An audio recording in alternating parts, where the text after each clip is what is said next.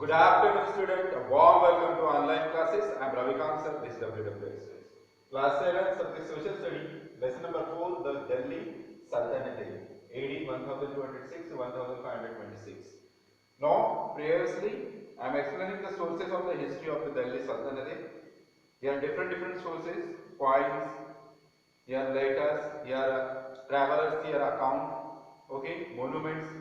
Next, very important of the I am explaining the slave dynasty, okay, and here slave dynasties, here founder of Qutb Aibak, okay. Now today I will explain the Iltutmish AD 1211 and 1236, and second part is explaining Rajia Sultan AD 1236 to 1240, and third is the point of Ghiyasuddin Albani. There are 3 points I today I am explaining. So previously started of the Iltutmish. Iltutmish AD 1211 to 1036. Iltutmish was the actual of the slave of the Qutbuddin Aibak. Iltutmish ये जो थे वो किसके गुलाम थे? कुतुबुद्दीन ऐबक के, and but the latter became of the son in law of the Aibak. उसके बाद वो उनके दामाद बने. He created the group of the 40 powerful noble known as the Chalisa. The 40 helped him the surprise of enemy. Sorry, supervision of the enemies. Iltutmish ने ऐसे जो Turkish थे उनके मिनिस्टर या किंग, इनका एक ग्रुप बनाया, और जब शत्रुओं पर चढ़ाई करने से पहले वो सजेशन या दूसरे जो भी राजा पे अटैक करने से पहले ये इन वफादार तुर्किश जो शासक थे या मिनिस्टर थे, ऐसा एक ग्रुप था उनका, उनको चालीसा कहा जाता है. ये 40 लोग थे और वफादार थे. And Qabacha was the ruler of the Multan and occupied the part of Punjab. यहाँ पे मुल्तान जो एरिया है, मुल्तान का जो राजा था कुआबच्चा, एंड इसने क्या किया था, this part of the Punjab का जो पार्ट था यहाँ पे कब्जा कर लिया था. एंड तजुद्दीन अल-ज़ौर was the ruler of the Ghazni and wanted to annex and Indian territories. और दूसरा था तजुद्दीन यज़द, इसकी भी धारणा थी कि ये इंडिया पे कब्जा करे. The Iltutmish of the defect both of them, और इन्होंने इल्तुमिश ने ये दोनों को भी हरा दिया. There were also resort in the Gangetic valley of the Rajput rulers our of the governor. और इन्होंने जो गंगा रिवर है हमारी, वो एरिया जो नॉर्थ का है, नॉर्थ में जो गंगा रिवर की वैलीज है, वो एरिया अपने under area, but they were also defected by the Iltutmish, and the powerful Turkish ruler was established in India. और इस तरह उन्होंने इल्तुमिश ने अपना जो एक्सपेंशन, जो साम्राज्य विस्तार है, वो नॉर्थ से लेकर दिल्ली का तख्त जो था वहां से लेकर साउथ एंड नॉर्थ, ये पूरा एरिया उसने अपने अंदर उस समय में काबिज किया.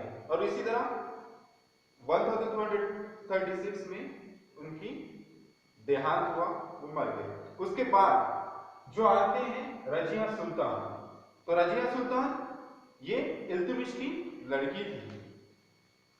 और हम तो देखा जाता है कि इल्तुमिश को लड़के भी थे, पर वो नाकारा थे, यानी कोई भी प्रॉपर वे राजनीति या बाकी चीजों में वो सक्सेस नहीं थी, ठीक है. बट रजिया सुल्तान अपने पिताजी के साथ हमेशा जो भी राजनीतिक समस्या हो उस पे हमेशा यानी हिस्सा लेती थी, और उनके साथ हमेशा उनके कार्यों में हेल्प करती थी. इसलिए फिर इल्तुमिश ने जो दिल्ली का तख्त है वो किसके हाथ में दे दिया? अपनी बेटी रजिया सुल्तान. और इनका पीरियड है रजिया सुल्तान का 1236 to 1240. So Rajia Sultan is the daughter of the Iltutmish, assist of the throne after the date of Iltutmish 1036. beginning the woman she had the face the great oppositions of the rebellion from the noble.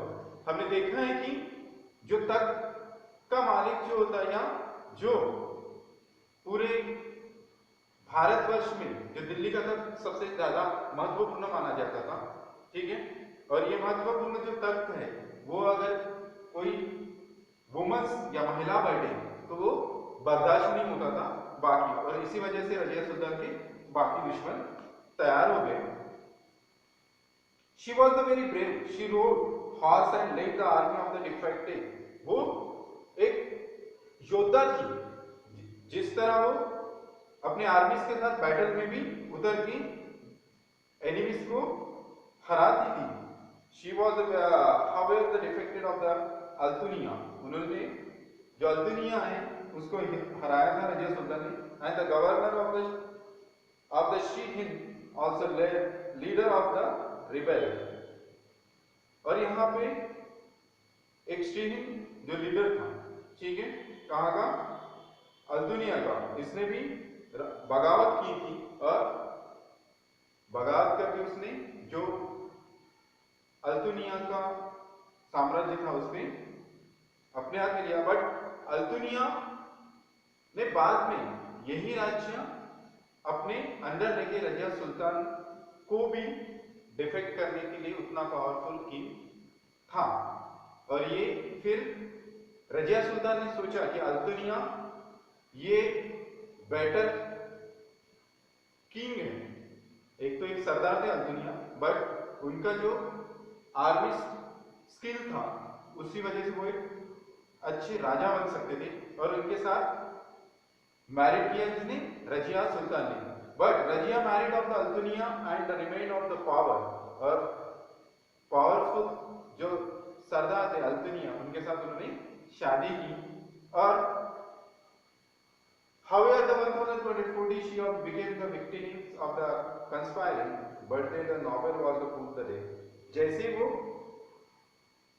शादी के बाद अपनी लड़ाई को जीत के again वो दिल्ली तक की तरफ आ रहे थे, तभी उनका एक साजिश करके उनको मारा गया।